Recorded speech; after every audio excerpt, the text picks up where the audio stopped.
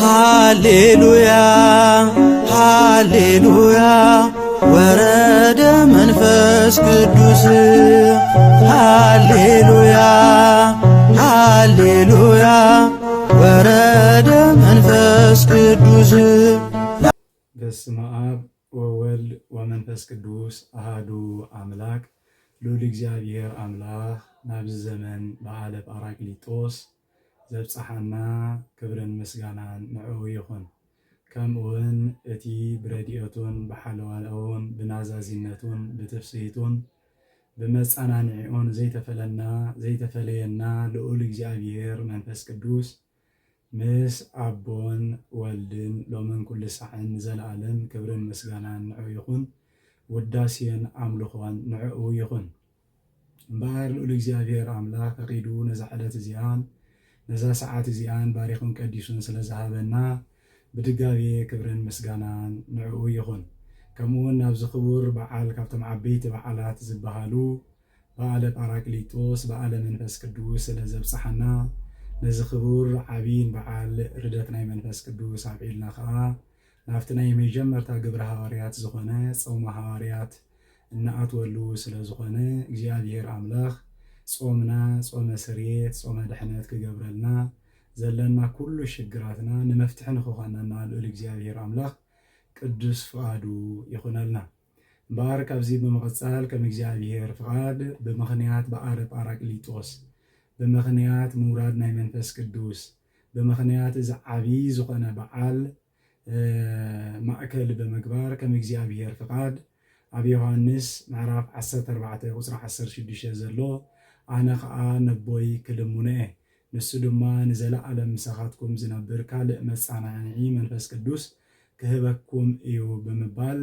ዝተዛረቦ ወይ ከዓ ንሃዋርያት ዝመሃሮም መጸናንዒ ቃል ማእከል ብምግባር ከም እግዚአብሔር ፍቃድ ንዓና ዘጸናንዕ ንዘመናውን ዝርዳእ ክኾነልና ትምህርትና እግዚአብሔር መንፈስ ቅዱስ ባዕሉ ምስትውዓሉን ጥበቡን ይሃበና። እምበኣር ጎይታናን መድሓኒትናን ኢየሱስ ክርስቶስ መዋእለ ስብከቱ ወዲኡ ነገረ ድሕነት ንክፍጽም ኣብ ዝዳለወሉ ዝነበረ ግዜ ኣነ እንተኸድኩ ይሕሸኩም ካብ ኣቦይ እውን እቲ ካብ ኣብ ዝወፅእ መጸናንዒ መንፈስ ቅዱስ ወይ ከዓ እቲ ካብ ኣብ ዝሰርጽ ናብዚ ምድሪ ክንተመፀ ይሕሸኩም ንሱ ከጸናንዓኩም እዩ ዝመሃርክኹም ዘበለውን ኩሉ ከዘክረኩም እሞ ኣነ እንተኸድኩ ይሕሸኩም። እቲ ካብ ኣቦይ ዝወፅእ መንፈስ ቅዱስ እንተመፀ ግን ንሱ ከጸናንዓኩም እዩ ንሱ ከረጋግኣኩም እዩ ኩሉ ዝመሃርክኹም ዘበለውን ከዘክረኩም እዩ ብምባል ነቦታትና ሃዋርያት ክነግሮምን ከሎ ኢና ንርኢ ማለት እዩ። ስለዚ እግዚአብሔር መንፈስ ቅዱስ ከይወረደ እግዚአብሔር መንፈስ ቅዱስ ከይተዋህቡ ሃዋርያት ዝኾነ ነገር ክሰብኩ ከምዘይግብኦም ክምህሩ ከምዘይግብኦም ንዝኾነ ነገር እውን ስለዚ ዝርእይዎ ዝነበሩ ምስጢራትን ትምህርትን ተኣምራትን ንክዛረቡ እውን ከምዘይፍቀዶም ኢና ንርኢ ማለት እዩ። ንኣብነት እንተርኢና ኣብ ሉቃስ ምዕራፍ 8 ቁፅሪ 30 ዘሎ ወገሰጾም ኢይንግሩ ወኢለመኑሂ በእንቲአሁ ስለቲ ዝገብሮ ዝነበረ ስለቲ ዘስተምህሮ ዝነበረ ምእንታኡ ወይ ከዓ ስለኡ ንኸይዛረቡ ገሰጾም መዓዶም ወይ ከዓ ነገሮም መሃሮም ክብል እንከሎ ንርኢ ማለት እዩ። ከምኡውን ኣብ ማቴዎስ ምዕራፍ 19 ቁፅሪ 9 ዘሎ ወዲ ሰብ ካብ ምዉታት ክሳዕ ዝትንስእ እዚ ዝረአኽምዎ ንሓደ እኳ ኣይትንገሩ ኢሉ ኣዘዞም ይብለና። ስለዚ ማቴዎስ 19 እንታይ ተኢልና ኣብ ደብረ ታቦር ወፂኡ ምስጢረ መለኮቱ ብርሃነ መለኮቱ ዝገለጸሉ ንኤልያስን ንሙሴን ፀዊዑ ኣምላኽነቱ ዘመስከረሉ ከም ምዃኑ መጠን ነቶም ኣብኡ ወፂኦም ዝነበሩ ምስኡ ዝነበርቶም ኣእማድ ዝበሃሉ ጴጥሮስ፣ ዮሃንስ፣ ያዕቆብ ነዚ ዝረኣይዎ ምስጢር ንዋላ ሓደ ሰብ ከይነግሩ ክእዘዙን ከለዉ ኢና ንርኢ ማለት እዩ። እዚ እንታይ እዩ እቲ ምኽንያት? ጎይታና መድሓኒትና ኢየሱስ ክርስቶስ እቲ ዝመሃሮም እቲ ዝነገሮም እቲ ዝርእይዎ ዝነበሩ ትምህርትን ተኣምራትን ብቐጥታ ንኸይምስክሩ ዘገድዶም ዝነበረ ወይ ከዓ ከይትምህሩ ብዛዕባይ ከይትዛረቡ ገና ግዚኡ ኣይኣኸለን ዝብሎም ዝነበረ እንታይ እንተኢልና ብሓይሊ መንፈስ ቅዱስ ብረድኤት መንፈስ ቅዱስ ብሓገዝ መንፈስ ቅዱስ ዝዕየ ሃይማኖታዊ ዕዮ ዳኣ እምበር ብስጋን ደምን ዝዕየ ሃይማኖት ወይ ከዓ ሃይማኖታዊ ምግባር የብልናን። ኩሉ እንኸዶ ኩሉ እንንዓዮ ዕዮ ብእግዚአብሔር መንፈስ ቅዱስ መሪሕነት በቲ ክርስቶስ ዝሃበና ሓይሊ ብኡዳ ንኹሉ ንቃለው ሰንበር ብስጋን ደምን ከም ዘይኮይና ኢና ንርኢ ማለት እዩ ነዚ ከዓ ከም መሳኸሪ እንተርኢናዮ ኣብ ማቴዎስ 16 ዘሎ ጎይታና መድሓኒናን ኢየሱስ ክርስቶስ ንሃዋርያቱ ኣኪቡ መነ ይብልዎ ሰብ ለወልደ እጓለ እመሕያው ዝብል ሕቶ ምስ ሓተቶም ደቂ ሰባት ንወዲ ሰብ መን እዮም ዝብልዎ ንክርስቶስ መን ኢሎም እዮም ዝገልጽዎ መን ኢሎም እዮም ዝገልጽኑ ዘለዉ ወይ ከዓ ከም መን እዮም ዝሓስቡንን ዝርድኡንን ዘለዉ ኢሉ ንሃዋርያት ምስ ሓተቶም ሃዋርያት ገሊኦም ሙሴ ይብሉኻ ገሊኦም ሓደ ካብ ነቢያት ይብሉኻ ገሊኦም ኤልያስ ይብሉኻ ገሊኦም ከዓ እቲ መሲሕ ዝብሉኻ ዝብል ዝተፈላለየ ملامتاو زخنا حسابات حيزون كم زغربينا نرئ مالتي أبو جن بدفرة بتبعات تنسيو قدوس بيتروس أنت وإتو كريستوس ولا إجزابير حياو بمبال أكيد ما إجزابير كمسكرن كلوينا نرئ مالتي إذن تايب كدمر ده تمنفس قدوس مالتي انتخونا جن نزك على زي جنا ويتانا مدحينا نيس كريستوس كم زغبلن كلو كملسون كلو نرئ مالتي بسوا أنت سمعون ولا يونا إكاسة لك زي سجا ودم على أبوي زب السمايات انتخونا جن نسخا سمعون وديونا بوسيخا إذا نجرزي مزرافكا بسويخا انتخونا جن إذا نجرزي زتجلس ألكا إذا نجرزي كتب الزخاء ألكا بسجان دمن زي كونكا سمايا وأبوي جليس ألكا قبلهم كلون الرمالتي بس مسارت كا بيت كريستياننا مسارت تجبرو ناي نجر ملكوت مسنعتي ناي بيت كريستيان تنهرتي ناي بيت كريستيان تلأخو ناي بيت كريستيان عيو ناي بيت كريستيان سرح بملؤو بإجزابير منفس قدوس مريحنت بإجزابير معكلنت الأنبر بسجان دمن زجبر مرمر بسجان دمن زجبر عفلطو ويمسنعتي يبلنا كل جزء نجر إجزابير كنفلت انت دلنا سلا إجزابير قبلنا حسبه لساعات نفسنا كنا نصه ناب إجزابير كنا قربي جبانا مغنياتو اسمه بعنصه منفس رئيوه نبيات لإجزابير وتناصر جس بجس لزخنا مالتي أبوتاتنا نبيات حواريات ناب إجزابير قريبهم نجزابير تزاراريبهم مسؤون قالوا سميعهم كنبل انت خوينا بعنصه منفسيو سلازي إجزابير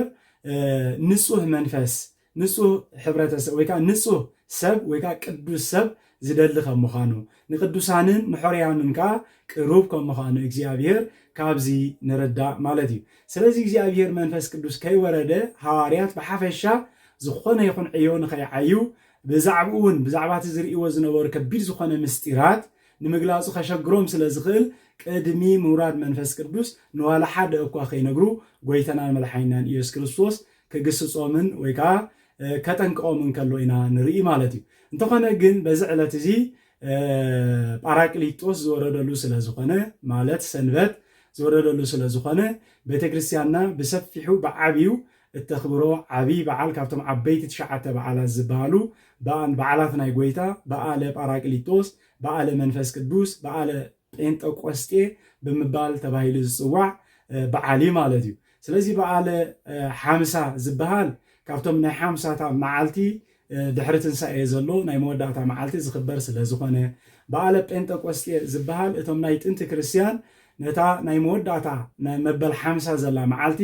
በዓለ ጴንጤቆስጤ ናይ መንፈስ ቅዱስ መዓልቲ መንፈስ ቅዱስ ዝወረደላ ንሃዋርያት ዝተዋህበትላ ዕለት እናበሉ ብዓቢ ክብሪ ዘብዕልዋ ዕለት ስለዝነበረት በዓለ ጴንጤቆስጤ ዝብል ካብ ሽዑ ተታሒዙ ዝመፀ ስሚ ማለት እዩ ከምኡውን በቲ ናይ ጥንቲ መተካእታ ናይ በዓል ሰዊት ስለዝኾነት በዓለ ሰዊት ተባሂሉን ይፅዋዕ እዩ እዚ ወርሓት እዚ ወይ ከዓ ሳምንት እዚ ምክንያቱ አይሁዳውያን ካብቲ ዝተዋሃቦም ምህርትን ካብቲ እግዚአብሔር ዝሃቦም ሃብትታት ናይ ዘራት ብምሉኡ ናብ እግዚአብሔር ዘቅርብሉ መስዋዕቲ ናይ ሰዊት ከይተረፈ ንእግዚአብሔር አስራትን በኩራትን ዘቅርብሉ ናይ መስዋዕቲ ዕለት ስለዝኾነ ለያስተሪ ተባኢተከ ሰለስተ ግዚያተ በበዓመተ ዝተባሃለ በዓለ ፋሲካ በዓለ መጸለት በዓለ ሰዊት ስለዝኾነ እዚ ሓደ ካብቶም ዓበይቲ በዓላት ናይ እስራኤል መስዋዕቲ ናይ ሕርሻ መስዋዕቲ ናይ ሰዊት መስዋዕቲ ናይ ኩሉ አስራትን በኩራትን ዘቅርብሉ ስለዝኾነ ናይዚ መተካእታ መንፈስ ቅዱስ ሃብትን ጸጋኡን ናብ ሃዋርያት ዝወረደሉ ስለዝኾነ ከዓ በዓለ ጴንጤቆስጤ ወይ ከዓ በዓለ ጳራቅሊጦስ ተባሂሉን ይጽዋዕ እዩ ስለዚ በዓለ ጳራቅሊጦስ ዝተባሃለሉ ከዓ እንታይ እንተይልና ጳራቅሊጦስ ማለት ብግሪክ እዩ ብግሪክነቱ ናብ ቋንቋ ክትርጎም እንከሎ ወይ ከዓ መንፈስ ቅዱስ እንታይ ማለት እዩ ጳራቅሊጦስ ማለት እንታይ ማለት እዩ ክበሃል እንከሎ መጸናንዒ ናዛዚ ከሳቲ መንጽሂ መስተፍስሂ ከም ምዃኑ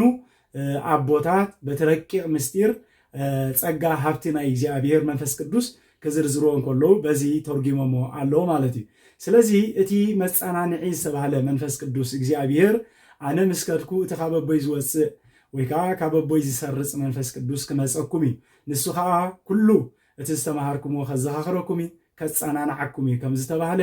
ኣቦታትና ሃዋርያት ፈራሓት ዝነበሩ ጎይታ ክትሓዝ እንከለውካ ገዲፎሞ እዮም ሃዲሞም ነይሮም። ካብኡ እውን በቲ ኣይሁዳውያን ከቢድ ኣዋጅ ኣውፂኦሞ ዝነበሩ ደድሕሪ ክርስቶስ ዝስዕብ ደድሕሪ ዝመሲሐ ዝብል ዘሎ ንርእሱ ኣምላኽ ዝገበረ ወዲ ዮሴፍ ደድሕሩ ዝስዕብ ቤቱ ክውረስ እዩ፣ ሕርሻኡ ኩሉ ክውረስ እዩ፣ ክሳብ ክቕተል ኣለዎ ብምባል ከቢድ ዝኾነ ኣዋጅ ኣውፂኦም ስለ ዝነበሩ ኣብ ልዕሊ እውን ዝረኣዮም ሰብ ብዳርባ እምኒ ከይቀትሎም ተሸማቂቆም ይፈርሑ ስለ ዝነበሩ ኣብ ፅርሐ ኣርያም ኣብ ቤት ኣደ ማርቆስ ኣብ እንዳ ማርያም ተዓፅዮም እዮም ነይሮም ማለት እዩ። ኣብዚ እኳ ተዓፅዮምሉ ኣብ ዝነበሩ ጎይታና መድሓኒናን ኢየሱስ ክርስቶስ መፂኡ ሰላም ለክሙ ክብሎም እንከሎ ክፈርሑን ክርዕዱን ከለዉ ክንቅጥቀጡን ከለዉ ኢና ንሪኦም ማለት እዩ። ስለዚ እንተኾነ ግን እቲ ኣነ ምስ ከድኩ ዝሰደልኩም መፀናንዒ መንፈስ ቅዱስ ግን ንሱ ከፀናንዓኩም እዩ፣ ሓይሊ ክህበኩም እዩ፣ እቲ ዝተምሃርኩሞ ኩሉውን ከዘኻኽረኩም እዩ ከም ዝተባሃለ መንፈስ ቅዱስ ናብኣቶም ወሪዱ ሃብቲ ምስሃቦም ዝተፈላለዩ ቋንቋታት ክዛረቡ ትብዓት ረኺቦም እውን ካብቲ ተዓፅዮምሉ ዝነበሩ ቤት ወፂኦም ኣብ ኣደባባይ ብድፍረት ንኣይሁዳውያንን ነቶም ካብ ዝተፈላለየ መፂኦም ዝነበሩ ንበዓለ ሰዊት ንኸኽብሩ ነቲ ዓብዪ በዓል ንምኽባር መፂኦም ዝነበሩ ብድፍረት ክሰብክዎም እኳዳ በብቋንቋም በብዝሰምዕዎ ቋንቋ ክሰብክዎም ጀመሩ ማለት እዩ። እቲ ዝዓበየ ዝረኸብዎ እንታይ ኢና ንርኢ? ሃብቲ ፀጋ ናይ ቋንቋ፣ ካልኣይ ከዓ ተፀናኒዖም ብድፍረት ኣብ ቅድሚ ኩሎም ኣሂዛብ ብዳርባ እምኒ ክቐትሉና እዮም ከይበሉ ኣብ ቅድሚ እስራኤላውያን ኣብቶም ኣብ ልዕሊኦም ኣዋጅ ኣውፂኦም ዝነበሩ ሰባት ከይተረፉ ክሰብኩን ከለዉ በቲ ዕለት እቲ ከዓ እንተወሓዱ ክሳብ 3000 ንመዓልቲ ኣብታ ማሕበር ይፅንበሩ ነበሩ ማለት እዩ። ስለዚ መንፈስ ቅዱስ ወይ ካብ መንፈስ ቅዱስ ዝግበር ዕዮ ብመንፈስ ቅዱስ መሪሕነት ዝኽየድ ኣካይዳ ውፅኢታዊ ከም ዝኾነ ንመንፈስ ቅዱስ ምፅባይ ብመንፈስ ቅዱስ መሪሕነት ምዕያይ እቲ ዝበለፀን ናይ ቤተ ክርስቲያንና ዝኸበረ ዕዮ ምዃኑ ኩላትና ህዝበ ክርስቲያን ኢና ዝተባሃልናሉ እውን በዚ ካብ መንፈስ ቅዱስ እንውለደሉ ወይ ከዓ ካብ መንፈስ ቅዱስ እንረኽቦ ሃብቲ ዕርብን መንፈስ ቅዱስ እዩ ማለት እዩ። ምክንያቱ ንሕና መሕደሪኡ ናይ እግዚኣብሔር መንፈስ ቅዱስ ኢና ማለት እዩ። ስለዚ በዚ ዕለት እዚ ቤተክርስቲያን ተዓፅያ ስለ ዝነበረት ብፍርሕን ረዓድን ተንቀጥቂጣ ኣብ ገዛ ተዓሽጋ ዝነበረት ቤተክርስቲያን ወፅያ ብምልኣት ክትሰብኽን ክትምህርን ስለ ዝጀመረት በዚ ዕለት እዚ ቤተክርስቲያን ዝተወለደትሉ ዕለት እዩ ተባሂሉ ይፅዋዕ። በዚ ጋጣሚ እዚ ነልዕሎ ልደት ናይ ቤተክርስቲያን ኣብ ብክልተ ይዝለዓል ማለት እዩ። ሓደ በዚ ዕለት እዚ ተዓፅያ ዝነበረት ቤተክርስቲያን ወፅያ ብምልኣት ብመሪሕነት መንፈስ ቅዱስ ብድፍረት ብትብዓት ክትሰብኽ ዝጀመረትሉ ዕለት ክኸውን እንከሎ እንደገና ብዙሓት ምእመናን ክትወልድ ስለ ዝጀመረት ቤተክርስቲያን ዝተወለደትሉ ወይ ከዓ ዝተጋህደትሉ ናብ ዓለም ዝተገልፀትሉ ምውላድ ማለት ምግላፅ ምርኣይ ክኸውን እንከሎ ስለዚ ዝተወለደትሉ ዝተገለፀትሉ ካብቲ ተዓሽጋትሉ ዝነበረት ማህፀን ቤት ወፅያ ናብ ኣሂዛብ ዝተገለፀትሉ ስለ ዝኾነ ልደት ናይ ቤተክርስቲያን ተባሂሉ ይፅዋዕ። እዚ በዓለ ጳራቅሊጦስ ወይ ከዓ በዓለ መንፈስ ቅዱስ ማለት እዩ። ካልኣይ ልደት ጎይታና መድሓኒናን ኢየሱስ ክርስቶስ ኣብ ጎድኑ ዝተወግኦ ብለንጊኖስ ዓቀይታይ ብዝወፀ ካብ ጎበኡ ለብዝመስል ደምን ማይን ብዝወፀ ቤተክርስቲያን ካብቲ ማየ ጎቦ ንሱ ተጠሚቕና ነፍሲ ወከፍ ምእመን ኩሉ ዝውለደሉ ናይ ቤተክርስቲያን ልደት ንሱ እዩ። እዚ ካልኣይ እዚ ከዓ ብመንፈስ ቅዱስ ልደት ቤተክርስቲያን ካብቲ ተዓቢጣትሉ ዝነበረት ማህፀን ዝወፀትሉ ከዓ ልደት ተባሂሉ ይፅዋዕ ማለት እዩ። ስለዚ ነዚ ከዓ ነዚ ሓይሊ እዚ ንኽረኽቡ ነዚ ምፅንናዕ እዚ ንኽረኽቡ ነዚ ትብዓት እዚ ንኽረኽቡ ነዚ ሓጎስ እዚ ንኽረኽቡ ነዚ መንፅሂ ዝኾነ መንፈስ ቅዱስ ንኽረኽቡ ጎይታና መድሓኒናን ኢየሱስ ክርስቶስ አንትሙሰ ንበሩ ሃገረ ኢየሩሳሌም እስከ ትለብሱ ሃይለ እምአርያም ብምባል ኣዊጅሎም ዝፀንሐ ማለት እዩ። ስለዚ ጎይታና መድሓኒት ኢየሱስ ክርስቶስ ካብ ዝዓረገሉ ኣብ 10 መዓልቲ ከዓ ኣብ ፅርሐ ጽዮን ኣብ ኢየሩሳሌም ከለዉ መንፈስ ቅዱስ ከም ዝመልኦም መንፈስ ቅዱስ ናብኣቶም ከም ዝወረደ በዚ ምክንያት ከዓ ቤተክርስቲያን እዚ ዓብይ በዓል ተኽብር ማለት እዩ። መንፈስ ማለት እንታይ ማለት እዩ? ወይ ከዓ መንፈስ ቅዱስ ክንብል ከለና እንታይ ማለትና እዩ? ምክንያቱ መንፈስ ብብዙሕ ነገር ክትርጎምን ክበሃልን ስለ ዝስማዕ ማለት እዩ። መንፈስ ማለት ንምንታይ ተዋሂቡ ንረኽቦ ኢና? ሓደ ንነፍስና ተዋሂቡ ንረኽቦ ኢና እቲ ካልኣይ ንንፋስ ተዋሂቡ ንረኽቦ ኢና እቲ ሳልሳይ ንመላእክቲ ከምኡ እውን ንመንፈስ ርኩስ ተዋሂቡ ንረኽቦ ኢና ማለት እዩ ስለዚ ምዝ ሕጂ መንፈስ ቅዱስ ወሪዱ ወይ ከዓ ንሕና ናቱ መሕደር ኢና ብመንፈስ ቅዱስ መሪሕነት ኢና እንኸይድ ንብሎ ቅዱስ መንፈስ ግን መን እዩ እንተኢልና እዚ መንፈስ እዚ ኣካላዊ ካብ ኣብ ዝሰርጽ ኮይኑ ኣካላዊ ሕያው ማህያዊ ካብ ስላሴ ሓደ ወእንዘታ ጠመቅዎሙ በሉ በስመ አብ ወወልድ ወመንፈስ ቅዱስ ዝተባሃለ ኣካላዊ እስትንፋስ ማለት እዩ ኣካላዊ እስትንፋስ ከምቲ ንጎይታና መድሓኒና ኢየሱስ ክርስቶስ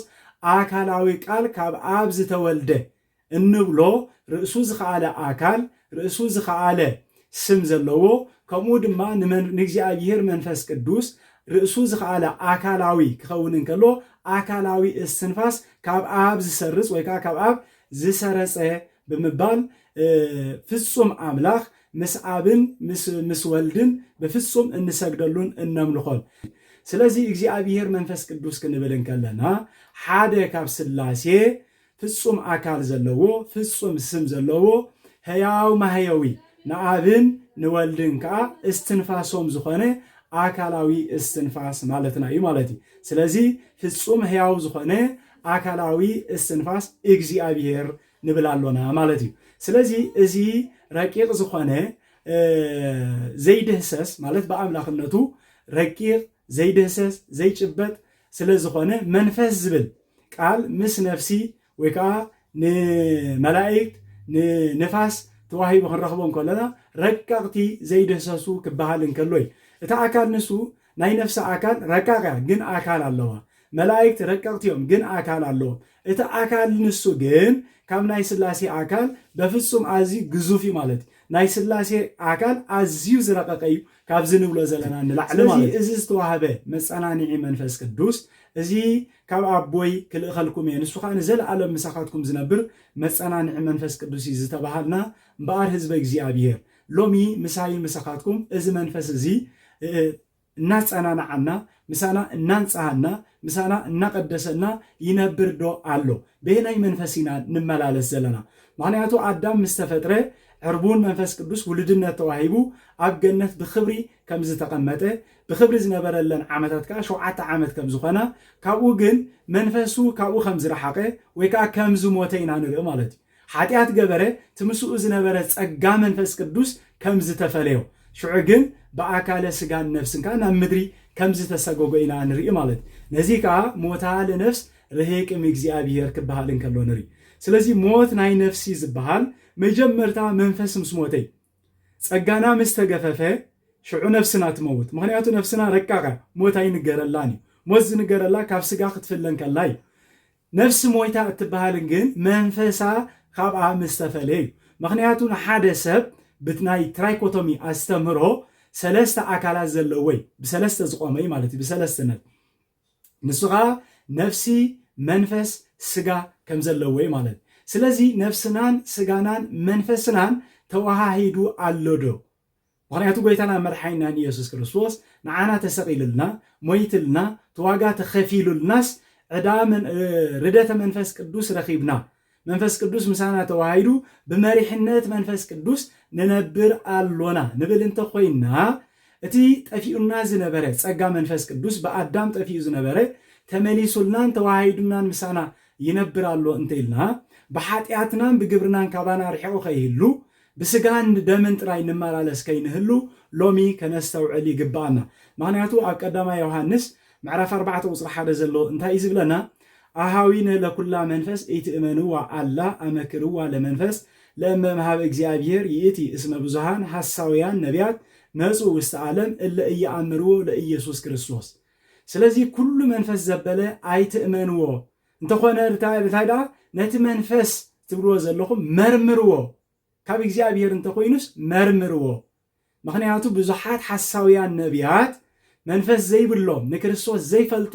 ብሽም መንፈስ ቅዱስ ይመጹ ስለ ዘለው ኣብ ዘመን እዚ መርሕነት መንፈስ ቅዱስ የተነጊርኒ እዚ ዝብል ዘለኹ መንፈስ ቅዱስ ይኸምዚ ዝዛሪብኒ መንፈስ ቅዱስ ይነጊሩኒ መንፈስ ቅዱስ ይዝብሉ ኣዝዮም ብዙሓት ነቢያት ከም ዝመጹ እዚ ዘመን እዚ እውን ኣዝዩ ናይ ሐሰቱ ነቢያት ዝበዝሕሉ ከቢድ ዘመን ምዃኑ ኩላትና እንሪኦን እንሰምዖን ዘለና ሓቂ ማለት እዩ ስለዚህ ንኹሉ መንፈስ መርምሩ ዳ እምበር ንመንፈስ ዘበለ ኣይትእመንዎ ካብ እግዚአብሔር እንተኮይኑ ሲ መርምርዎ ነቲ መንፈስ ይብለና ስለዚህ ሓደ ካብቶም መንፈስ ዝብል ነፍስን ስጋን ንነፍስን ንመላእክትን ንነፋስን ከምኡውን ንመንፈስ ርኩስ ዝብል አንተ ወልዒልና ነርና ስለዚህ መንፈስ ክበሃል እንከሎ እቲ እኩይውን መንፈስ እዩ ረቂቕ እዩ ዘይደሰስ እዩ እቲ ዝሰርሖ ስራሕ እውን ብዘይርአ ሕልናና ብምቕናይ ብዘይርአ ኣብ ሓሳባትና ዘሊቑ ብምእታው ፍትወታት ሃጣው ብምልዓዓል ናብቲ ንሱ ዝደልዮ ይመርሓና ማለት ስለዚ በየናይ መንፈስ ኢና ንምራሕ ዘለና በቲ ናብ ሰናይ ዘምርሕ ናይ ቅዱስ መንፈስ ዲና ነምርሕ ዘለናስ ዋላስ ናብቲ ጥፍኣት ዘምርሕ ርኩስ መንፈስ ምክንያቱ እቲ መንፈስ ዝብል ንገዛ ርሱ ረቂቕ ብዝብል እንተርኢናዮ በዚ ረቂቕ ዝኾነ ሕልናና ክገዝእ ዝኽእል ኣተሓሳስባ ብፍትወታት ሰናያት ብዝኾና ዲና ንምራሕ ዘለና ወላ ብፍትወታት እኩያት ብፍትወታት ናይ ስጋ ተላዓይልና ኢና ንምራሕ ዘለና እቲ መንፈስ ሃየናዩ ዝመርሓና ዘሎ ነየናይ መንፈስ ኢና ንግዛእ ዘለና ነፍስና ሎሚ ክንምርምር ይግባአና ምክንያቱ እግዚአብሔር ኢየሱስ ክርስቶስ እቲ ንዓና ክመርሓና ዝኽእል ከፀናንዓና ዝኽእል ከስተፍስሃና ዝኽእል ከንፀሓና ዝኽእል ሓጎስ ኣብ ልዕለና ክፈጥር ዝኽእል እግዚአብሔር መንፈስ ቅዱስ ሰዲዱልና እዩ ኣብ ቤተ ክርስቲያንና እውን ነፍሲ ወከፍና ብ40 ዝለበስናዮ መንፈስ ቅዱስ ማለት ስለዚህ እዚ መንፈስ እዚ በቲ ናቱ መንፈሳት ተሓሳስባ ንኸይድ ኣሎና ዲና ማለት ምክንያቱ ካብ መንፈስ ቅዱስ እንውለደሉ እንተሪኢና ኣማ ዮሐንስ ምዕራፍ 3:5 ዘሎ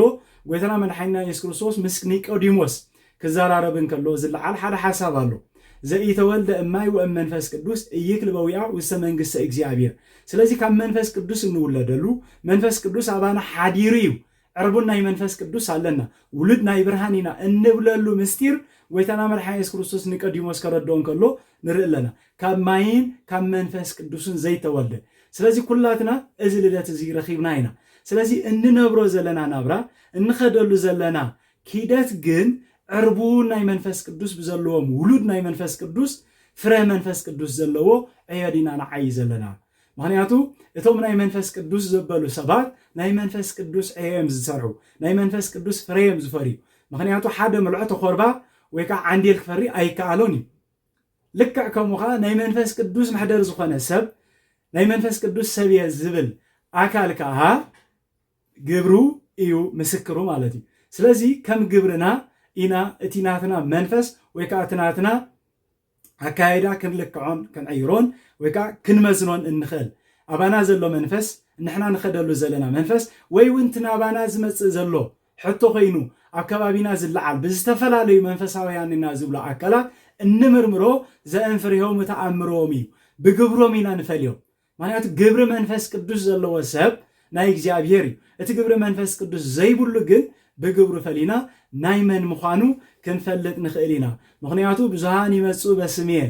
ብዙሓት ብስመይ ክመፅኦም እንተኾነ ግን ኣነ ኣይፈልጦምን እየ ከም ዝተባህለ ስሙ እናልዓሉ ብመንፈስ ቅዱስ ተመሪሕና ኢና ዝብሉ ናይ ዘመን እዚ ሓሳውያን ነቢያት ንኩሉ ናይ መንፈስ ቅዱስ ኣብ መዓልኦምን ኣብ ሓሳባቶምን ዘውዕሉ ንድላይ ስጋኦም ዝጥቀምሉ ብዙሓት ሓሳውያን ነቢያት ከም ዘለዉ ንርኢ ኣለና ስለዚ ኣብ ገላትያ ምዕራፍ 5 ቁፅሪ 22 ዘለዎ እንተሪኢና ፍረ መንፈስ ቅዱስ ግና ግሁድ እዩ ንሱ ከዓ ፍቕሪ ሓጎስ ሰላም ትዕግስቲ ርእስኻ ምግታእ ያኽለኒ ምባል ኮታስ ነዚ ከምዚ ዝበለ ሕጊ ዝፃረሮ ሕጊ የብሉን ኩሉ ሰናይ ስለ ዝኾነ ዝቃወም ሕጊ ዝበሃል የብሉን ነየናይ ነቲ ናይ መንፈስ ቅዱስ ፍረ ነቲ ናይ መንፈስ ቅዱስ ግብሪ ስለዚ ኣብዛ ምድሪ እዚኣ ዋላ ሓደ ዝቃወመና ሰብ ዘይብልና ንጹሃትን ቅኑዓትን ናይ መንፈስ ቅዱስ ፍረ ዘሎና ሰባት ዲና ማለት ዝቃወመና ሰባት ሰብ የብልናን ክንብል እንከለና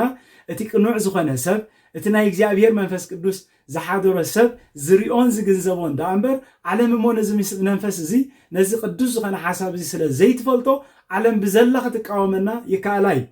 እንተኾነ ግን ብስም እግዚአብሔር ጽሉዓት ከም እንኸውን መከራ ከም ዝመፀና ስቃያት ከም ዝመፀና ተነጊሩናይ እንተኾነ ግን ልክ ኣብቲ ሓቀኛ ዝኾነ መንፈስ ናይ እግዚአብሔር ዝተወለድናሉ ውልድነት እግዚአብሔር መንፈስ ቅዱስ መሪሕነቱ ኣብኡ ዲና ንነብር ዘለና ምክንያቱ ኣብዚ ምድሪ እዚ ብዙሓት ሓሳውያን ነቢያት መፅኦም ኣለዉ እንተኢልና ብናይ መንፈስ ኢና ንመላለስ ዘለና ፈሊና ክንርኢ ከነስተውዕል ይግባአና ማለት እዩ። ስለዚ ኣብ ሮሜ ምዕራፍ 8:6 ዘሎ ከምኡውን እንተሪኢና ስጋ ናይ ስጋ ነገር ጥራይ ምሕሳብ ሞት የስዕብ ናይ መንፈስ ነገር ምሕሳብ ግና ህይወትን ሰላምን የስዕብ ይብለና። ስለዚ ኣብ ሰብነትና ብመን ኢና ንሓስብ? ብመንፈስ ቅዱስ ዲና ንሓስብ? ምክንያቱ መንፈስ ዘለዎ ሰብ ንመንፈሱ ቦታ ዝህብ ሰብ ንመንፈስ ሕልናኡ ዝህብ ሰብ እንታይ እዩ? ነፍሱ ናይ ምግዛእ ሓይሊ ኣለዎ። ነፍስን ተገዚእና ከዓ ነፍስና ንስጋና ናይ ምግዛእ ስልጣን ኣለዋ ማለት እዩ። በዚ ከዓ ሙሉእ ብሙሉእ እቲ ናይ ምድሪ ዝኾነ ግዙፍ ዝኾነ ብዓይንና እንሪኦ ነገር ካብ ምሕሳብ ናይ ስጋውን ምድራውን ብዝኾኑ ኣተሓሳስባ ክንርሕቀሉ ንኽእል መንገዲ እዩ ማለት እዩ። ስለዚ መንፈስ ቅዱስ ብዕርቡን ኣባና ሓዲሩሎ እንተኢልና ከመይሉ ዝፈሪ ከመይሉ ዝዓይ እንተኢልና ግን ናይ ምግባርን ብትሩፋትን እዩ ማለት እዩ። ዝተዋህበና ፀጋ ብርሃንኩም ኣብ ቅድሚ ሰብ ይብራህ ከም ዝተባህለ እዚ ብርሃን እዚ ናይ መንፈስ ቅዱስ ግብሪ ዕዮ ኣብ ቅድሚ ሰባት ንኸብርህ ከመይ ገይሩ ይኸብርህ ዘለዎ እንተኢልና እቲ ኣብ ውሽጥና ዘሎ መንፈስ ሕልናናን ሓሳባትና ንዕኡ ብምግዛእ ኣብ ቅድሚ ደቂ ሰባት ብርሃን ኮንካ ምርካብ ማለት እዩ። ነዚ ብሓፈሻ ብመንፈስ ቅዱስ መሪሕነት ከም ዘሎ እነረጋግፀሉ ናይ መንፈስ ቅዱስ ዝርዝር ምስጢራዊ ሓገዝ ወይ ከዓ ምስጢራዊ ፀጋታት እንታዮም ኢልና ነርና ምፅንናዕ፣ ምክሳት፣ ምንፃህ፣ ምርግጋእ፣ ምክሳት፣ ምሕጓስ ወይ ከዓ ትፍሲት ሃስየት ምግባር ማለት እዩ። እዚኣቶም ግን ብስጋውን ብደማውን ኣብዚ ምድሪ እንደልዮም ናይ ምድሪ ነገር እንሕጎሰሎምን እንፈጥሮም ደስታታትን ምፅንናዕን ወይ ከዓ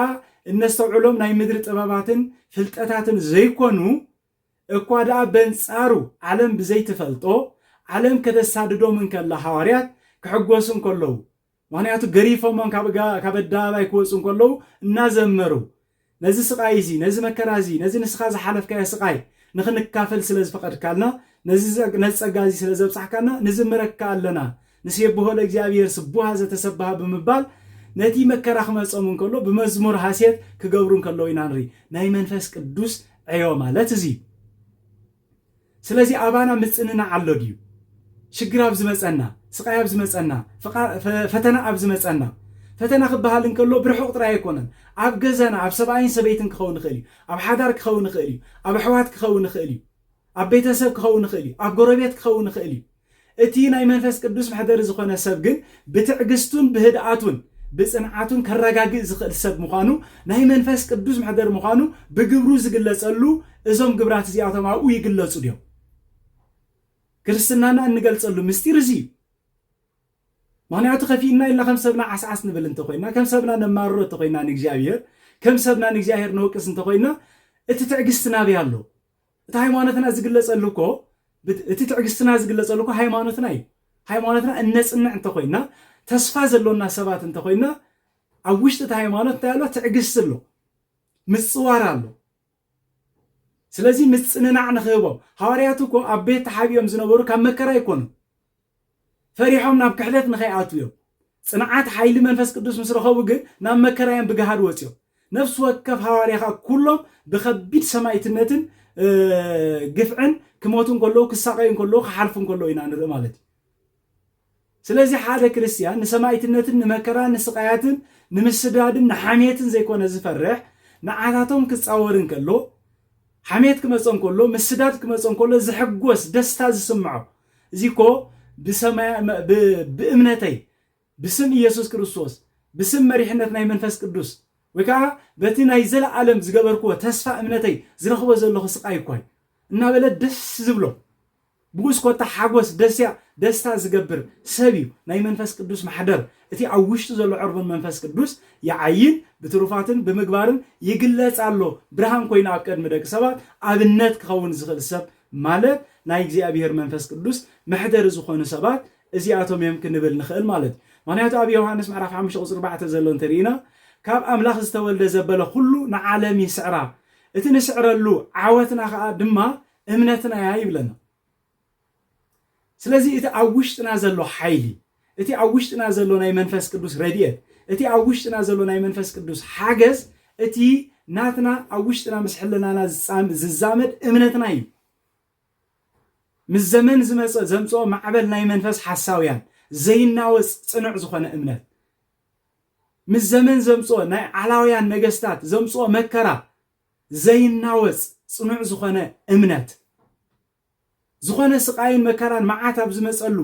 ጽኑዕ ተናዛዚ ኮንካ ንሰባት ዝናዝዝ ተስፋ ዘለዎ ሰብ ኮንካ ምርካብ ነቶም ዝሓዘኑ ዘጸናንዕ ሰብ ኮንካ ምርካብ ማለት ክርስትና እዞም ሰባት እዚኣቶም ቅዱሳን ናይ እግዚአብሔር መንፈስ ቅዱስ ማሕደር ተባሂሎም ይጽውዑ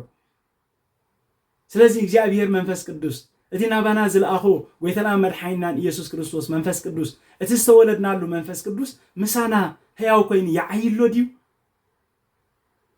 ብመርሕነት ናይ መንፈስ ቅዱስ ዲና ንቃነ ዘለና ብመርሕነት መንፈስ ቅዱስ ዲና ንነብር ዘለና ኣምልኾተ እግዚአብሔር ኣብ ውሽጥና ኣሎ ድዩ ፍርሃት እግዚአብሔር ኣብ ውሽጥና ኣሎ ድዩ ዘለዓለማዊ ተስፋ ኣብ ውሽጥና ኣሎ ድዩ ፍቅሪ እግዚአብሔር ኣብ ውሽጥና ኣሎ ድዩ እዚ ኩሉ ነገር እዚ ኣብ ውሽጥና እንተሎ እዚ ናይ ዓለም እዚኣ ነልዕሎም ፈተናታትን መከራታትን ስቃያትን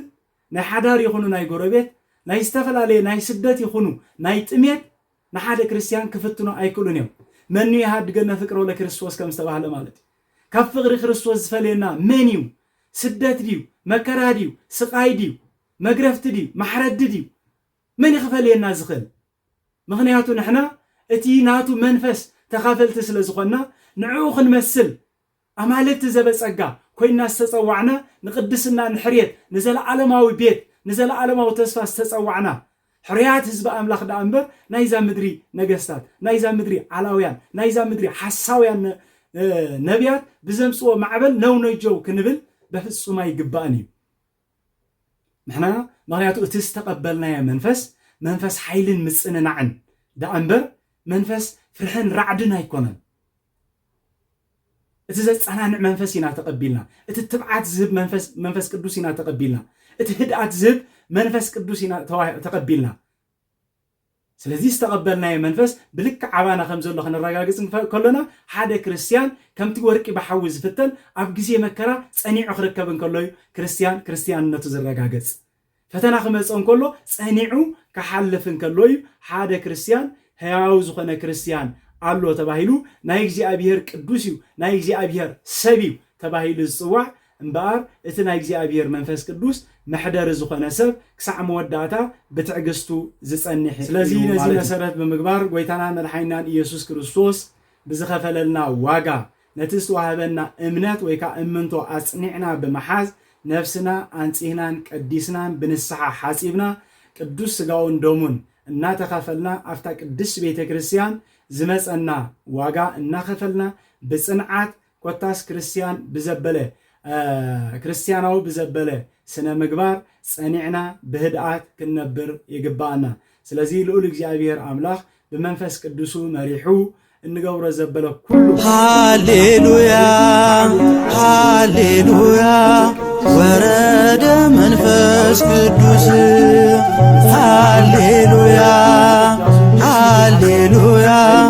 ወረደ መንፈስ ቅዱስ ላይለ ሐዋርያት ላይለ ሐዋርያት ላይለ ሐዋርያት መንፈስ ቅዱስ ላይለ